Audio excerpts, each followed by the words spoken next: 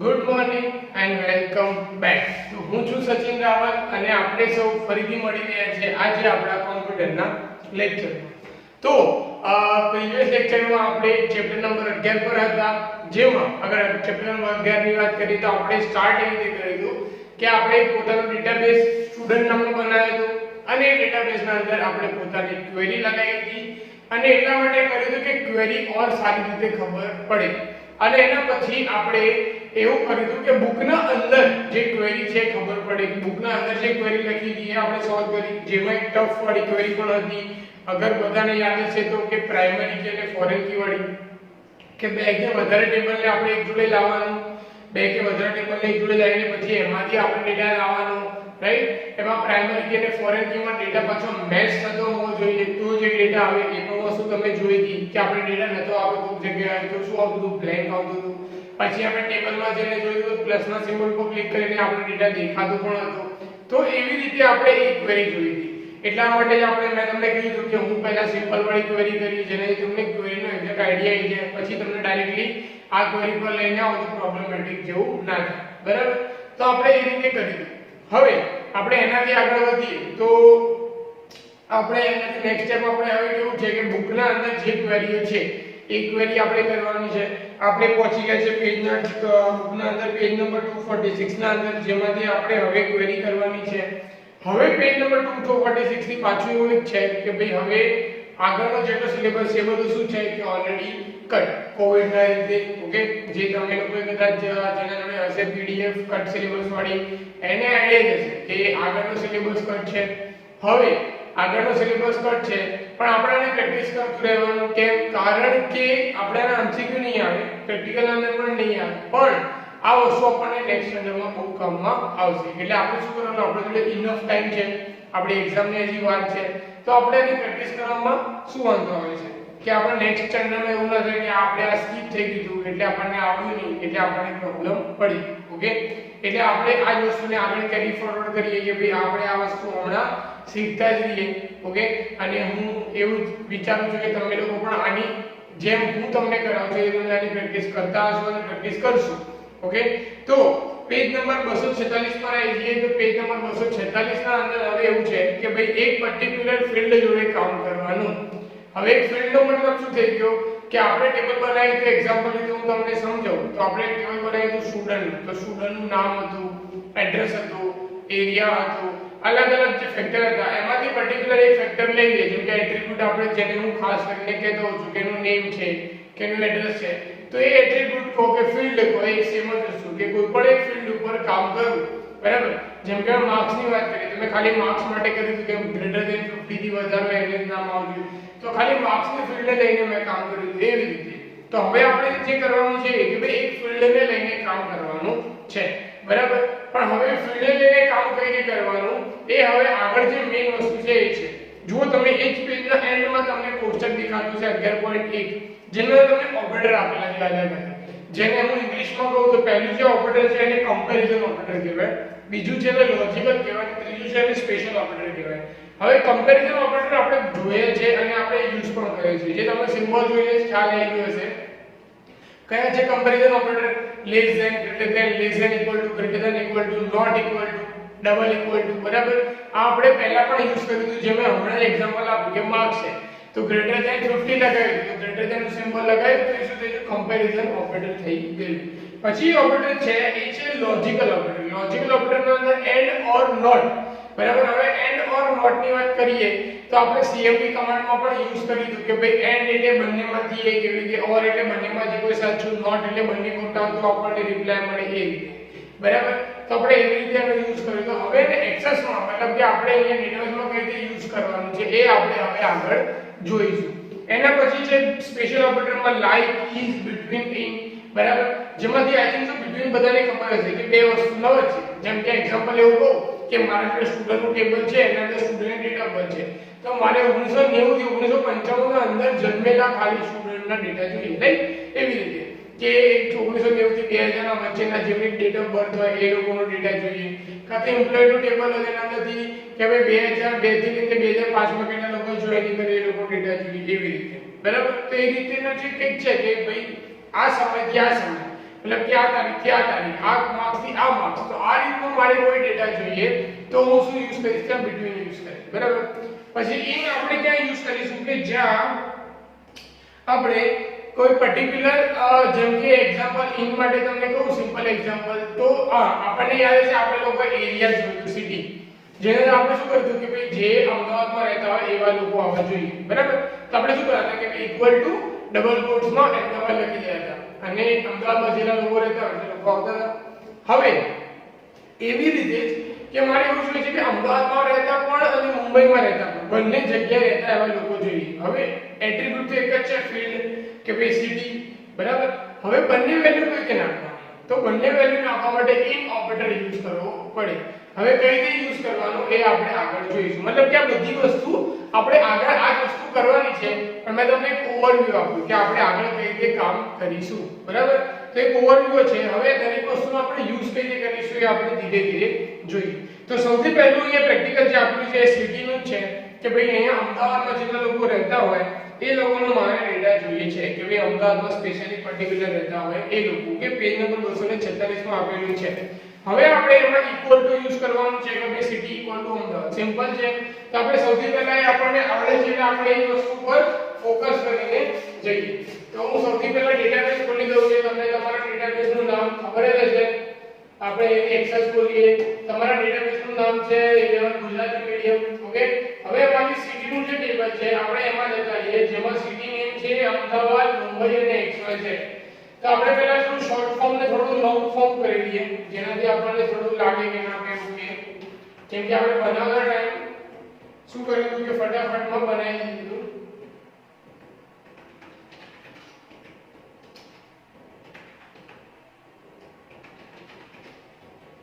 અહીંયા મુંબઈની જગ્યાએ હું પુણે કરી દઉં, બરાબર.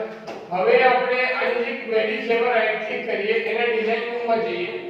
હવે અહીંયા સિટીના અંદર હું ઇક્વલ ટુ કરું ડબલ કોટ્સમાં અમદાવાદ લખી દઉં, હું સેવ કરીશ. હવે હું જોઉં તો મને નહીં મળે, કેમ? અહીંયા આપણે સિટીનું જે ટેબલ છે એના અંદર આપેલું છે તો અહીંયા કેમ ના મળે? સૌથી પહેલી અને ઇન્ટરેસ્ટિંગ વસ્તુ જે તમે લોકો વિચાર્યું કે સિટી નાખેલા ભટકાઈ કેમ ના મળ્યું. હવે એના માટે થોડું લોજિક દોડાવવાની જરૂર છે અને થોડું કોમન સેન્સ, બરાબર. હવે પહેલી વસ્તુ તમે લઈ લો કે અહીંયા સિટીના અંદર આવ્યું નહીં, આપણે તો અમદાવાદ લખ્યું છે, બરાબર. હવે ફરીથી હું આની ડિઝાઇન કરું, મેં ખોલી ડિઝાઇન. હવે તમે જુઓ તમે સિટી અને અમદાવાદ લખ્યું છે, બરાબર. હવે આપણે સિટીના ટેબલમાં જોઈએ તો અહીંયા શું લખ્યું છે સિટી નેમ, શું લખ્યું છે સિટી નેમ, અને આપણે શું સિલેક્ટ કર્યું છે સિટી. હવે સિટી આવ્યું ક્યાંથી, તો સિટી ક્યાંથી આવ્યું, આપણે કસ્ટમરના ટેબલમાંથી સિટી ઉપાડેલું છે, જે કસ્ટમરનું ટેબલ છે એનો. બીકોઝ આ કઈ ક્વેરી ખોલી છે મેં, જે ક્વેરી ઓલરેડી આપણે પ્રીવિયસ લેક્ચરમાં કરી હતી જેમાં આપણે પ્રાઇમરી કી અને ફોરેન કી નું કામ કર્યું, બરાબર. હવે તમે કહેશો કે સર સિટીના ટેબલમાં અમદાવાદ છે તો આવું જોઈએ, તો આપણે એમાં જો અમદાવાદ લખીશું એવું લખીએ. ચલો હું એ લખી દઉં અમદાવાદમાં કે ભાઈ અમદાવાદ, ઓકે. હવે સેવ કરીએ. આ રીતે લખી છે કસ્ટમરના ટેબલમાં અમદાવાદ BAD, ઓકે. આપણે આને રાઈટ ક્લિક કરીએ, ડિઝાઇન વ્યૂમાં જઈએ. હા ચલો ABD, બરાબર. હવે આપણે આને સેવ કરીએ. હવે હું અહીંયાથી રન કરીને જોઉં તો મને એક ડેટા મળ્યો, પણ કેમ એક જ મળ્યો, ખાલી અને ખાલી વન ડેટા કેમ આવ્યો? અમદાવાદ તો બહુ બધા છે, જુઓ તમને ફરી બતાવો. આપણે કસ્ટમરના ટેબલમાં જોઈએ તો એ તો બધામાં અમદાવાદ છે, તો ખાલી પહેલો ડેટા કેમ આવ્યો? લોજિક. હવે જુઓ ફરીથી ડિઝાઇનમાં જાઓ, આની રાઈટ ક્લિક કરો, ડિઝાઇન વ્યૂમાં જાઓ. હવે અહીંયા આપણે જોવાનું કે મેં કયો ક્રાઇટેરિયા આગળ આપેલો છે, બરાબર. હવે આપણે અહીંથી જોઈએ તો એ કન્ટ્રી આઈડી, સ્ટેટ આઈડી, પછી કસ્ટમર કોડ ને, બરાબર. આપણે સિટીના ટેબલમાંથી પણ લીધું છે, સ્ટેટના ટેબલમાંથી પણ ડેટા લીધો છે. હવે એ જ ડેટા આવશે જે ડેટા એક્ઝેક્ટલી મેચ થતો હશે.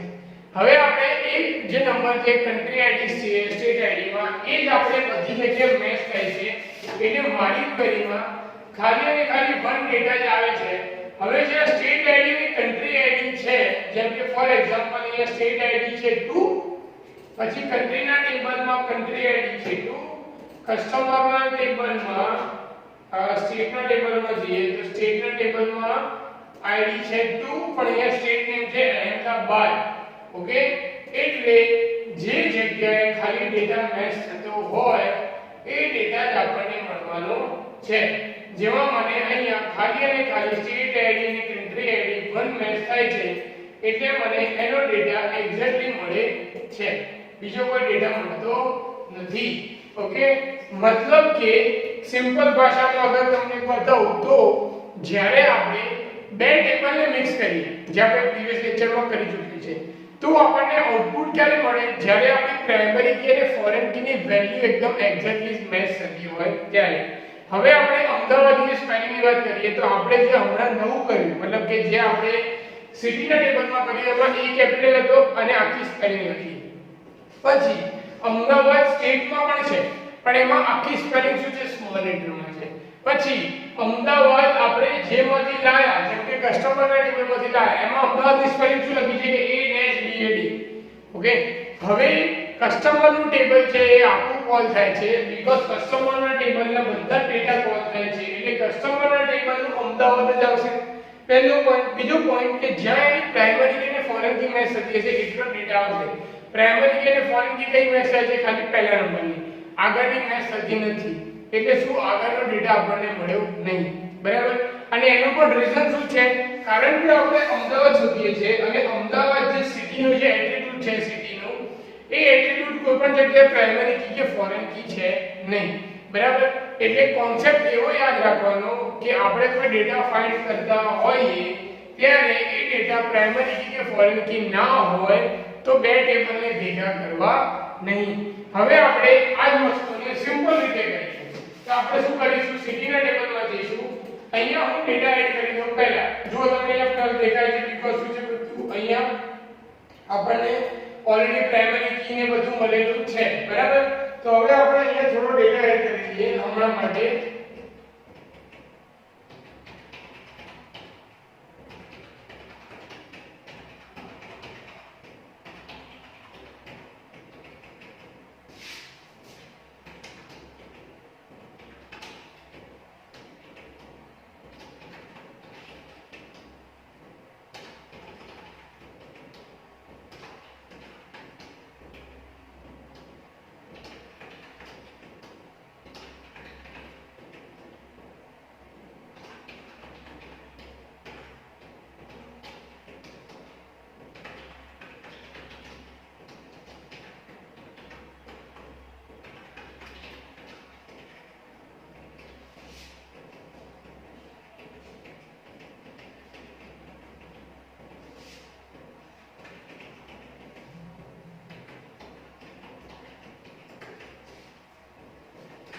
ઓકે મેં અહીંયા રેન્ડમ ડેટા પાસ કરી દીધો. બરાબર. જ્યારે પોતાના લીધે હવે અહીંયા તમે જોઈ શકો કે સિટી નેમમાં અમદાવાદ 4 જગ્યાએ છે, મુંબઈ છે 3 જગ્યાએ છે અને પુણે છે એ 3 જગ્યાએ છે. બરાબર. હવે મારે પર્ટિક્યુલર ખાલી ને ખાલી અમદાવાદનો ડેટા લાવવાનો છે તો આપણે સિમ્પલ લોજિક વાળી વસ્તુ શું કરીશું આપણે શું કરવાનું કે અહીંયા સીધું ક્રિએટમાં જવાનું,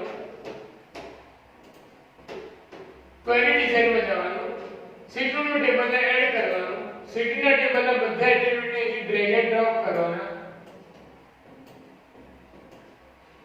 બરાબર.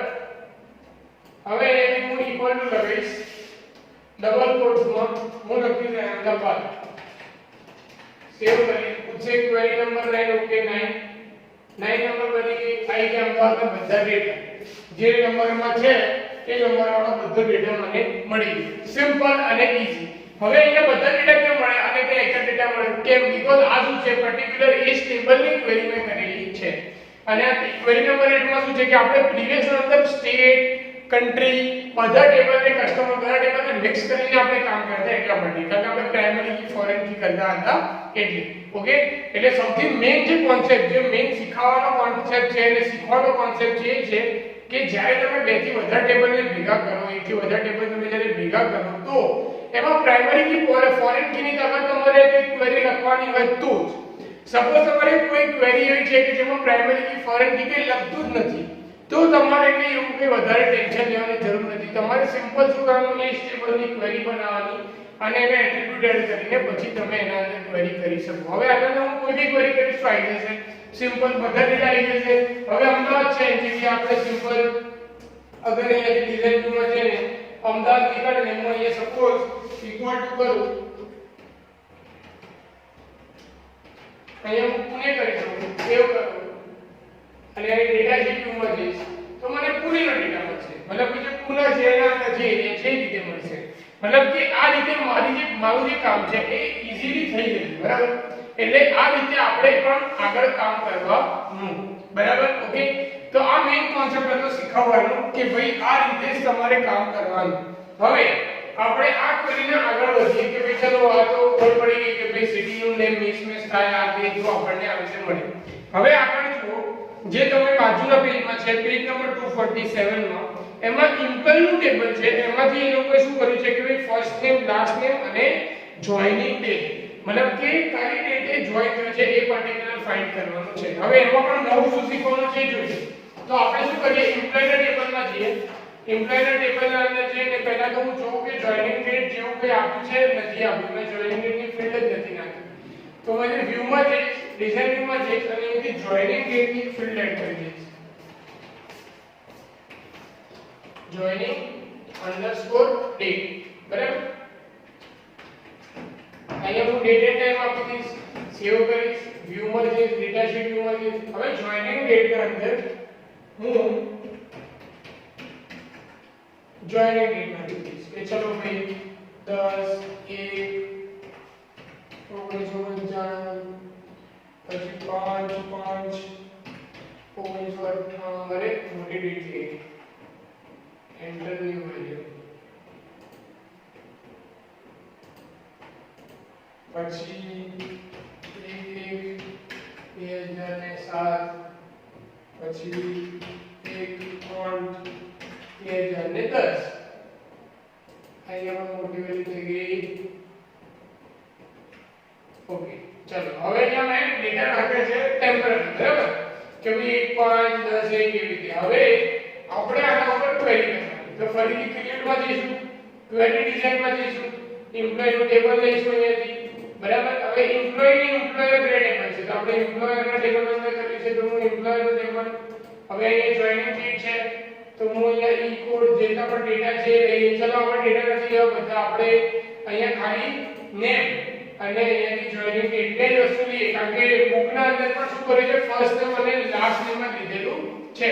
તો આપણે એવી રીતે કરીએ કે ફર્સ્ટ નેમ લાસ્ટ નેમ એટલે કે નેમ અને જોઈનિંગ ડેટ. હવે હું અહીંયા લખું ઇક્વલ ટુ ડબલ કોટ્સમાં, હવે હું અહીંયા લખું કે ભાઈ 1/10/1955 આ જે ડેટ હતી આપણે એક વખત જોઈ લઈએ. તો એ શું હતી, 10/1 હતી, સોરી 10/1/1955 હતી. તો આપણે અહીંથી લખીએ 10 પછી 1 અહીંથી પાછળથી હેશ નીકાળી દઈએ. હવે હું એન્ટર કરીશ તો એ ચલો સેવ કંટ્રોલ એસ પૂછે ક્વેરી નંબર 10 છે. ઓકે, હવે ક્વેરી ખોલીશું તો અહીંયા આવશે data type mismatching creation expression. Okay, હવે અહીંયા ડેટા ટાઈપ મિસમેચ આવે. હવે તમે કહેશો કે ડેટા ટાઈપ મિસમેચ કઈ રીતે થયો સર? આપણે અહીંયા જે ડેટા આપી છે એ જ હવે અહીંયા ઓકે કરું ફિલહાલ માટે. તો એ જ ડેટ મેં અહીંયા આપી છે 10/1/1955 સેમ લખ્યું છે. તો ડેટા ટાઈપ મિસમેચ ક્યાં છે? ડેટા ટાઈપ મિસમેચ ની એરર ક્યાં આવે? અગર આપણને થોડું જેને 10મા ધોરણમાં સી લેંગ્વેજ ભણાવ્યા મેં યાદ હશે તો કે જ્યારે તમે નંબર પણ વેલ્યુ આલ્ફાબેટમાં લખો ત્યારે તમે ડેટા ટાઈપ મિસમેચ ની એરર આવે. હવે આ કેસમાં આપણે શું મિસ્ટેક કરી છે? એ મિસ્ટેક એવી છે જે તમારાથી પણ થાય કે આપણે જે ડબલ કોટ્સ લગાવ્યા છે એ અહીંયાથી લગાવવાના નહીં. ડબલ કોટ્સની જગ્યાએ અહીંયા આવે હેશ. પણ હું તમને શોર્ટકટ બતાવું કે સપોઝ તમે હેશ ના ફાવે કે સપોઝ તમે હેશ ભૂલી પણ જાવ તો તમારે શું કરવાનું? વિધાઉટ ડબલ કોટ્સ ખાલી ઇક્વલ ટુ કરીને લખી દેવાનું. કંટ્રોલ એસ કરશો ને એટલે ઓટોમેટિકલી હેશ લાગી જશે. લાગી ગયો ઓટોમેટિકલી હેશ. અને જેવું કોઈ તમે ક્વેરીને રન કરશો કે ક્વેરી નંબર 10 તો તમને અહીંયા મળી જશે કે ભાઈ વેટ નામ છે અને 10 તારીખે જોઈનિંગ ડેટ આ છે. મળી ગયું. સિમ્પલ. હવે આપણે ક્લેચરમાં 10 થી 1995 કરી દઈએ. જેમ કે સપોઝ અહીંયાથી આપણે આ જ વેલ્યુને કોપી કરું અને અહીંયા આપણે એને પેસ્ટ કરી દઈએ. હવે હું સેવ કરીશ, યસ કરીશ. હવે આપણે ક્વેરી નંબર 10 જોશું. આને બંધ કરીને એકવાર ફરીથી ક્વેરી નંબર 10 તો મને પેજનો ડેટા મળી જશે કારણ કે બંનેની જોઈનિંગ ડેટ શું છે સેમ. પણ જે મેઈન શીખવાનું છે એ છે કે જ્યારે આપણે જોઈનિંગ ડેટ લખીએ ત્યારે આપણે શું કરવાનું કે ભાઈ હેશ લગાવવાનું આપણે બરાબર. હેશ લગાવો એટલે થઈ જાય. સપોઝ તમે હેશ ના લગાવો ભૂલી જાઓ તો તમે ડાયરેક્ટલી લખો તો પણ ચાલશે. આમાં રૂલ્સ છે કે ભાઈ તમે આલ્ફાબેટની વેલ્યુ જ્યારે પણ લખો ત્યારે તમારે ડબલ કોટ્સ કરવા પડે. ન્યુમેરિક લખો ત્યારે તમારે કંઈ ના લખો તો ચાલે. અને જ્યારે તમે કંઈક સ્પેશિયલ કેરેક્ટર જેમ કે હેશ છે અહીંયા યુઝ છે સ્લેશ ડેશ યુઝ કરીએ માઈનસનો સિમ્બોલ આવા બધા કોઈ આપણે યુઝ કરીએ ત્યારે આપણે હેશ લગાવવું પડે આગળમાં બરાબર. પણ MS Access નો બેનિફિટ શું છે કે સપોઝ આપણે ભૂલી ગયા કે આપણને યાદ નથી કે શું લગાવવું છે તો તમે ડાયરેક્ટ લખી દો ઇક્વલ ટુ કરીને તો પણ ચાલે. એ હેશ અને ડબલ કોટ્સ ઓટોમેટિકલી લઈ લે. તમે ઇક્વલ ટુ કરીને સપોઝ અમદાવાદ લખી દીધું તમે ડબલ કોટ ભૂલી ગયા છો તો ચાલે. તમે લખજો ને અમદાવાદ સીધું સેવ કરશો એટલે ઓટોમેટિકલી આગળ પાછળ ઇક્વલ ટુ લગા ડબલ કોટ્સ લગાવી દેશે. આપણે અહીંયા ખાલી હેશ નતું લખ્યું ખાલી ઇક્વલ ટુ તારીખ લખી તો ઓટોમેટિકલી આગળ પાછળ અહીંયા હેશ લગાવી દીધા. તો આ રીતે એ ઓટોમેટિકલી કામ કરી દે જે તમને અહીંયા દેખાય છે. ઓકે તો આ રીતે આ કામ થાય. તો આઈ થિંક સો હવે આ વસ્તુ તમને ખબર પડી જશે કે આપણે આ વસ્તુ કઈ રીતે કરવાની બરાબર. હેશ લગાવવાનો.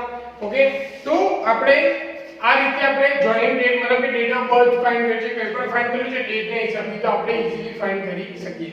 હવે જે નેક્સ્ટ છે પેજ નંબર 248 માં એમાં જે મેં વાત કરી હતી કે બિટવીન મતલબ કે બે ડેટા વચ્ચે આપણે એ શોધીશું અને પછી આપણે છે કે ભાઈ બે સ્થિતિમાંથી કઈ રીતે શોધવાનું છે એ શોધીશું બરાબર.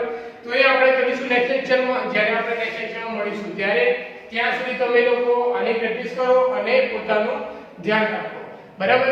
આને પ્રેક્ટિસ કરો. સપોઝ તમે પ્રેક્ટિસ કરતા હોય અને ના ફાવે કાં તો કદાચ મેં જે કર્યું હોય એક્ઝેક્ટ ડેટા ના આવતો હોય પ્રાઇમરી કી ફોરેન કીમાં અગર હજી કોઈ પ્રોબ્લેમ હોય તો તમે મને પૂછી શકો છો. બાકી આના MCQ તો વાંચવાનું છે કે તમને એનું ટેન્શન નથી. આ પછી બહુ સમય છે તો પ્રેક્ટિસ કરી શકો. આની સૌથી મેઇન ઇમ્પોર્ટન્ટ જે છે અને MCQ શોધીને બુકમાંથી તમને ઈઝીલી MCQ વધારે કે છે નહીં પાછળ જે એક્સરસાઇઝ MCQ શોધીને તમે ટિક કરીને એને વાંચી લેજો. Okay good bye.